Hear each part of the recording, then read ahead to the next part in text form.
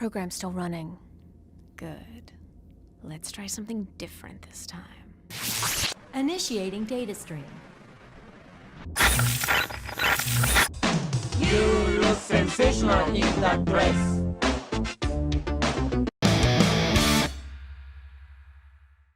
I've wanted to cover Kill.Switch for quite some time now. That may seem like a weird thing to say, as most of you have probably never heard of this game before, and that's totally understandable. To say that this release kind of went under the radar would be an understatement. In fact, if you just Google Kill.Switch without the game after it, you just get Kill.Switch Engage.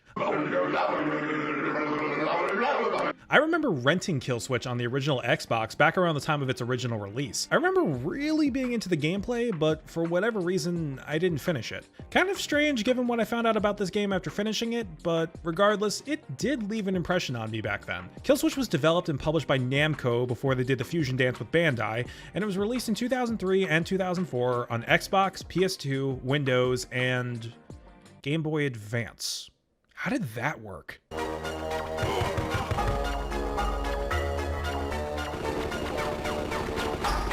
You know, that could have looked a lot worse. It doesn't look good, don't get me wrong, but I've seen Star Wars Flight of the Falcon, so I've seen horrible before.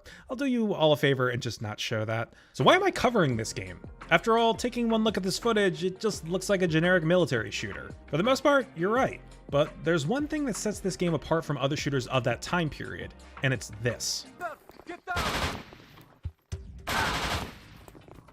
We take this for granted now, but at that time, this was brand new. Kill.Switch is the first game to use cover-based shooting as a main gameplay mechanic. It is not the first game to use a cover system, to be clear, but it is the first game to use the system as a central pillar of its design. This would go on to be popularized by Gears of War, Space Gears of War, Vanquish, and many more during the 7th generation of consoles and beyond. In fact, Gears of War designer Cliff Bleszinski actually credits Kill.Switch for influencing Gears' design. Kill.Switch itself was influenced by Namco's own cover-based light gun series Time Crisis, Koei's N64 third-person shooter title Winback, and Metal Gear Solid 2. As such, I think taking a look at this game is a rather fun look into gaming history. To have a game that helped build a major pillar of an entire generation of video games be all but forgotten is super interesting to me. Though the reason for it being forgotten are definitely apparent upon playing it again. Upon loading into the first level of Kill.Switch, you could almost mistake this game for something like SOCOM or Conflict Desert Storm. Granted, those are very different games in terms of gameplay, but the aesthetic feels pretty similar. Funny enough, the PAL release of this game on PS2 actually came with a SOCOM 2 demo disc. It's very much following, at least at first, what was popular at the time, an American soldier in some vague Middle Eastern country that's shooting up a bunch of bombed out buildings for some reason. There is a story to Kill.Switch, but for the life of me, I couldn't really follow what was going on. I ended up having to read the plot on the Wikipedia page to make any sense of it whatsoever. You play as Nick Bishop, a soldier that has a neural implant that allows others to control his actions, kind of like that movie Gamer with Gerard Butler. Why do I remember that movie? Over the course of the game, Bishop is made to do things that could potentially start a war between the quote-unquote the North and quote-unquote the West. No country names are given because, well, honestly, I have no idea. I think the North might mean North Korea, but this game was developed in the US, so there could have been Canada, who knows. There isn't really much to spoil here, but I'll refrain in case anyone wants to pick this game up. Kill.Switch's primary game loop is the exact same one that you will find in the games that it inspired, albeit much more condensed. Whereas games like Gears and Mass Effect have downtime in between fights to break up the pacing, Kill.Switch, oddly enough, is structured very similarly to the game I just reviewed, Killzone. There are overall chapters of the campaign with quick separate missions inside of each chapter. Within each mission is basically a non-stop fight from start to finish. From the first few steps into a level, you're running for cover as bullets rain down upon you from every direction. From a high level, the combat in Kill.Switch is very well done for the time period. Snapping to cover works for the most part, though it's oddly mapped to the left trigger, and shooting generally feels good. You also get a decent selection of weapons for the time period as well, but nothing that particularly stands out. You just get your generic assault rifles, a few SMGs, a shotgun, a sniper, which kind of disappeared towards the end of the game for some reason, and an LMG. One thing that I had to get used to was this small delay between poking out of cover and firing your weapon. Other cover-based shooters usually have this rather snappy response when coming out of cover, whereas Kill.Switch kind of has this thing where the character leans out first before bringing the gun up.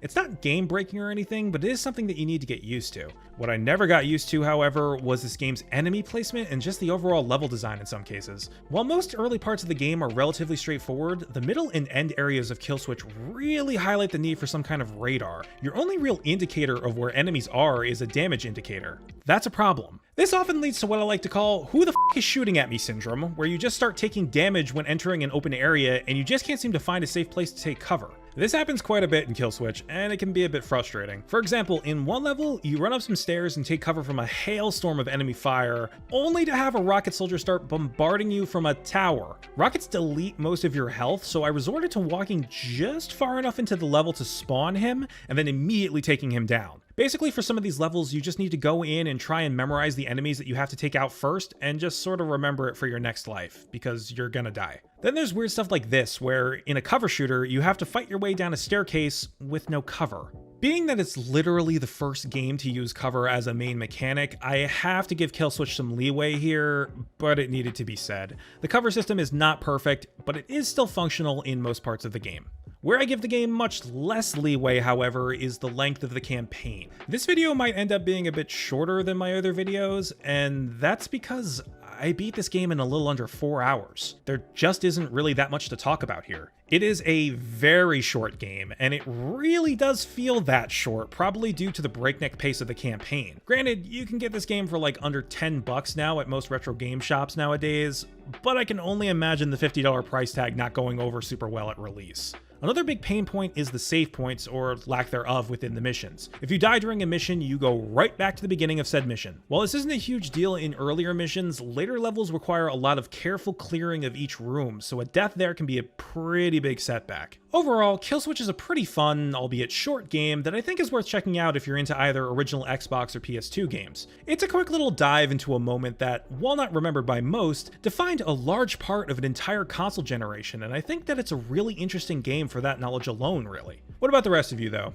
Have you played Kill.Switch? If so, what did you think? Please leave me a comment down below. Also, if you like this video, then please hit the like button and subscribe if you want to see more content from me. Thanks for watching, everybody. Later.